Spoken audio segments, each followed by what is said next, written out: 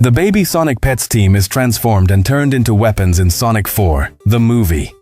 No one knows who left them, but that cardboard box was not there by accident. And the worst part was not that there were babies inside. The worst part was that there was a plan inside. A plan that would turn the baby Sonic Pets team into something they never should have been, living weapons. One calm morning, Lord Donut opened the door of his house and froze. At the entrance, right in front of the step, there was a small cardboard box. It was closed, but from inside there was a soft movement, like tiny breaths. There was no note, there were no footprints, there was no one around. Only that box, as if the world had left it there without asking. Lord Donut bent down, lifted the lid carefully, and what he saw melted him inside. Inside, curled up and wrapped in an old blanket, were Baby Sonic, Baby Knuckles, Baby Tails, Baby Metal Sonic, Baby Amy Rose, and Baby Rouge the Bat. 6, all small, all cute. Some with soft fur, others with a strange texture, metallic, cold, and even so, they all looked helpless. Lord Donut looked at the street again, searching for someone. Nothing. He swallowed, and he made a decision without knowing that decision would change his life. He brought them into the house. From that day on, Lord Donut took care of them as if they were his children.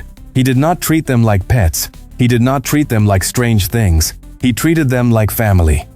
He warmed milk for them, gave them soft food, prepared a corner with clean blankets. He bathed them with warm water. He cleaned their mouths when they got dirty. He spoke to them with love, even if they did not understand the words. And as the days passed, it seemed like they did understand, because every time they saw him, they followed him. The most affectionate was Sonic. He always stayed close to him. Tails hid behind his leg, shy. Knuckles wanted to climb everywhere, like the world was a ring. Amy wanted attention, hugs, and she always looked at Sonic like he was her person. Rouge was different. She watched with lively eyes, like she was analyzing the house. And Metal Sonic. Metal Sonic did not act like a baby. Metal Sonic was learning. Lord Donut noticed it, but he ignored it. Because love was blinding him, and the plan was already walking inside his house. Over time, each one started to show their character. In the yard, Baby Knuckles, Baby Tails, and Baby Metal Sonic played. Knuckles wanted to break things, balls, boxes, branches. Tails invented missions with little stones and sticks, like they were maps. And Metal Sonic played in his own way. He copied movements, measured distances, calculated. Inside the house, Baby Sonic and Baby Shadow competed to see who was stronger. And yes, Shadow was there, as if he had appeared with them from the beginning of that hidden story. Sonic ran fast and laughed. Shadow did not laugh. Shadow looked at him with a seriousness that was not from a baby. And on the girls' side, Baby Amy Rose and Baby Rouge, as expected, started to clash. At first it was small jealousy. One stood in front of the other. One took the other's place on the couch. But then, they became enemies. Amy was emotions. Rouge was pride. Amy wanted to be the favorite. Rouge wanted to dominate. And Lord Donut thought it was normal, without knowing it was part of the poison. Because Shadow and Rouge did not act like that by chance. They did not fight Sonic and Amy just because. The truth was dark. The whole Baby Sonic Pet team had been created by Eggman through scientific experimentation. It was not a normal birth. It was twisted science. It was a laboratory. It was control. Eggman had used a quill from each hedgehog, as if each spine kept a piece of original energy, a powerful DNA, a spark of destiny. And with that he made babies, small versions, moldable, easy to train, easy to use. But with Shadow and Rouge he did something worse. He altered them. He programmed them. He prepared them to plant discord. Shadow was designed to provoke rage. Rouge was designed to divide, manipulate, and light jealousy. It was not just a team. It was an emotional bomb with legs. And Eggman only needed it to explode. One afternoon, the tension reached the limit. Sonic and Shadow were about to fight again. Sonic moved forward with that impulsive energy, ready to prove that he is the boss. Shadow stared at him, as if he was pushing him without saying anything. Amy realized this could end badly. She ran, wrapped her arms around Sonic from behind, and held him tight, like the hug was a rope that stopped him. Amy did not want chaos. She wanted peace. She wanted Sonic to not get provoked. But she did not know that chaos was already ready, and it was inside Shadow. Shadow breathed slowly. He stayed still, and for the first time, he stopped pretending he was a confused baby. He focused his chaos energy. His eyes shined. The air became heavy, like the house could feel an invisible storm. Knuckles stopped moving. Tails froze. Amy felt chills. Rouge smiled a little, as if she knew what was coming. And then Shadow released everything. A shockwave came out of his body. It was not a normal hit. It was an energy explosion that spread through the yard like a roar without sound. The wave raised dust, knocked things down, shook the ground. The baby team fell, rolled, crashed. It almost left them unable to move. Sonic was thrown into the yard wall. Knuckles fell with his air cut off. Tails rolled and got dizzy. Amy screamed. Rouge covered herself, but she did not look scared. Metal Sonic only watched, memorizing. And when everything calmed down, no one spoke. Because it was no longer a baby game. It was real power.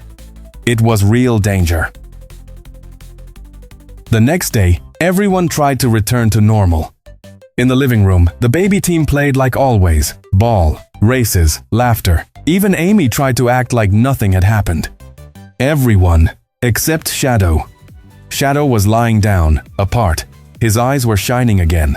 But this time it was not only energy, it was information. Because the yard explosion did not only release power, it released memory. It released the evil plan Eggman had planted in his mind. Shadow started to remember things he had never lived. Metal hallways, machines, cables, a mocking voice, screens with numbers. He remembered orders. He remembered a goal.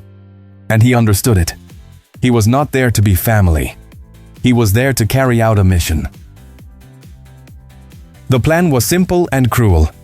Force baby Sonic Pet to transform into Super Sonic. Steal his power. Send it to Eggman. They did not want Sonic because he was cute. They wanted him because inside Sonic there was a special energy. An emerald, a spark, a core of power. And if Sonic awakened that power, Eggman won. Shadow did not have to kill anyone yet. He only had to ignite the right rage. Shadow waited for the exact moment. He waited for a day when Sonic was sensitive, proud, tired, or frustrated. And when he found it, he pushed him. Not with punches. With provocation. With looks. With small traps. Until he caused the inevitable, a fight between Sonic and Knuckles. Knuckles, impulsive, let himself go. Knuckles attacked. And that hit, that clash, that injustice, was the button. Sonic stayed still for 1 second. His eyes opened differently. His breathing became heavy. Reality seemed to move away. He entered a trance. And then he exploded. Sonic's body shined. His energy grew like fire. The air vibrated. Super Baby Sonic Pet appeared. But it was not a beautiful awakening. It was a dangerous awakening. Super Baby Sonic grabbed Knuckles, slammed him to the ground with brutal strength, and held him with one hand while with the other he squeezed his neck. Knuckles kicked, but he could not break free. The air was leaving him. His eyes filled with desperation. Tails screamed. Amy cried. Rouge watched with dark interest. Lord Donna was not nearby to stop him. And in that moment, the team understood that Sonic could be the cutest, but he could also be the most destructive when they broke him inside. Shadow did not waste time. He took advantage of the exact moment, the energy out of control, the guard down, the perfect chaos. He came close and stole the power.